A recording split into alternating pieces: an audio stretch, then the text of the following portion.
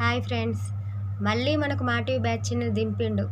Serial batch అనాలో, మా TV బ్యాచా Kannada batch ఏదైతే batch అయితే వీళ్ళు ముందే బయట చేసుకొని వచ్చిరా, ఇక్కడికి వచ్చి ఏం తెలియనట్టు. అవును, వాళ్ళకి ఒకరికొకరికి తెలుసు, వాళ్ళు వేరే వేరే ఛానల్స్లోకి వెళ్ళినా కూడా ప్రోగ్రామ్ చేసేటప్పుడు తెలియకుండానైతే లేదు. దీనికి కరెక్ట్ సాక్ష్యం ఏంటంటే, ముందు థర్డ్ గేమ్ అప్పుడే నిఖిల్ యష్మికి సపోర్ట్ చేసిండు. తన కాళ్ళ మీద కూర్చోబెట్టుకుని తను అటు ఇటు వాళ్ళని పడేయడానికి ట్రై చేస్తున్నప్పుడు తను పర్ఫెక్ట్గా నిఖిల్ కాళ్ళ మీదనే కూర్చొని ఉంది.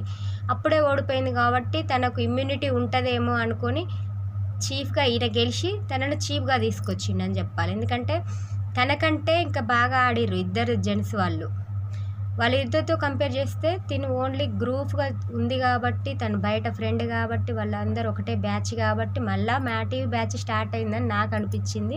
ఈ విషయంలో నాకు అసలు నిఖిల్ నచ్చలేదు. తను గేమ్ బాగా ఆడిండు కానీ ఇది నాకు నచ్చలేదు. మీ కామెంట్ చెప్పండి.